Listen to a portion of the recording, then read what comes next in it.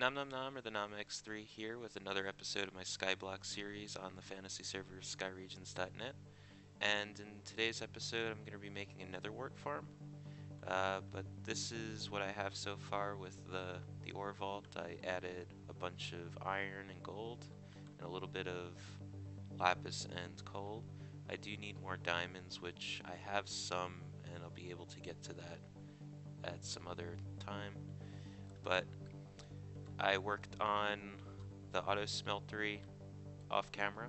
Now it's completely automatic. I've added this little loop part to it, so there's two mine carts, and when one comes up, it'll come up in a minute, but they'll empty here with a piston on that side, and when the other one comes back up, it'll hit this detector rail, trigger the redstone, push the cart, and the next one will go, and it'll empty out all into this chest here.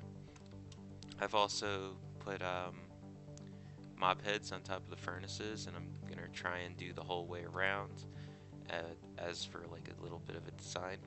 And I have some other little design features that I want to add into this room when I can get around to it. But first, for this episode, we're gonna be doing the Netherwart farm, and I've got a bunch of soul sand. We've got to go 31 soul sand across in this row, and then after that's done, go 7 back, and I think that's 7, 2, 3, 1, 2, 3, 4, 5, 6, 7, and then after 7 we go 1 up, because water can only travel 8 blocks, and if it's traveling 7 blocks and then a drop, it'll continue going. So just continue doing this all the way back and all the way across, and once I get that done, I'll be back and we can plant some netherwart and put some water streams in. So I'm gonna do that, and then I'll be back. And I'm back. I just placed down all of the soul sand. I did make one little change. This last bottom row is 8 instead of 7, just so that the water stops right over here and doesn't continue flowing over. But then it goes 8, 6, 7, 7, 7. So what I'm going to do now is just put in some glass so you can see the drops go through. And I'm probably going to need to go dye some more glass. But I'm going to put the glass in like this, and after the glass is in, put some glass in on the other side too. But after that, I'm going to come over here and place down dispensers, and in each of these dispensers is going to be a water bucket. Put that in the middle. And then right underneath the dispensers, which I believe is there, I think, yep, is going to be a semi-torch tower to bring the signal up. I should probably take this out just in case. And we'll put a button on the bottom.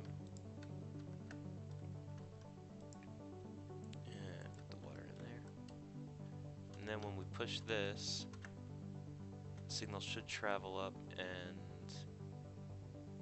the water will come out. So we'll just repeat these the whole way, hook it up to some redstone with a button that will just turn them all on all at once. It'll go down all the way here, go into the little collection area, and we'll be able to pick them up in this chest. So I'm going to place down the rest of the dispensers now, and then make those towers, and also fill the dispensers up. So when I'm done with that, I'll get back to the video and see how it goes, or how the progress is. And I'm back again. I put in all of the glass. I did have to make just a little bit more, and I also put in the redstone down here. So push the button, it sends the redstone signal, turns on all the dispensers. They'll all dispense in a second. and then it would just come down, clearing out all the netherwort. I don't have the netherwort planted yet, but I'll plant it as soon as this water is gone. Hit the button again, sends the off signal. They all turn off. And I had to put some repeaters on just to keep the redstone signal going into the torch towers, and split it off over here so that it could reach them all at once. So now I just have to plant netherwort, so I will plant it over here. And I only have about a stack and a half, so I'm just gonna plant what I have, wait for it to harvest it manually so that I can use the Fortune 3 on it and get even more netherwort. And I'm gonna fill in this whole entire thing, wait for it to all grow, then trigger the water and see how much we can collect at once. So I'm gonna fill this all up and harvest it a bunch of times so that I can fill it all up, and then I'll show you what it looks like when it's filled, and then push the button so that it can actually collect, and we'll see how much we can gain. So I'm gonna do this. It'll probably be a while, so when I'm done I'll clip in the ending. And most of the netherwort has grown. There's a few little patches that still haven't gotten big, but it's close enough. So I'm gonna hit the button to turn on the water, and there we go. And while that's doing that, I also made this little room over here because I need more diamond and emerald, and I'm gonna use my Fortune 3 pickaxe to get extra diamonds and emeralds from the silk touched blocks. And I put wood here so that if I hit the side of the room or the bottom floor, I won't destroy anything and won't make any holes in the building. So I'll do this while the water's flowing and see how many things we get.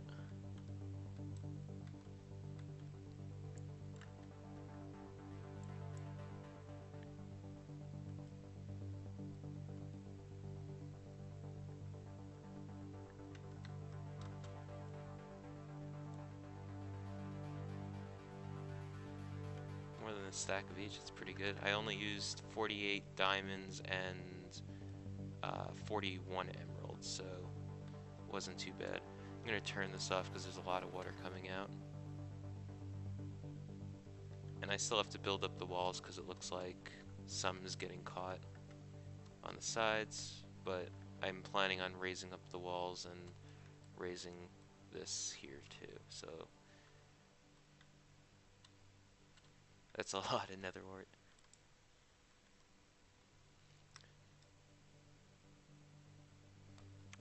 And it took a little while for all of the netherwort to be collected. I did have to turn on the water again because not all of it came up to the front, but we'll see what we got.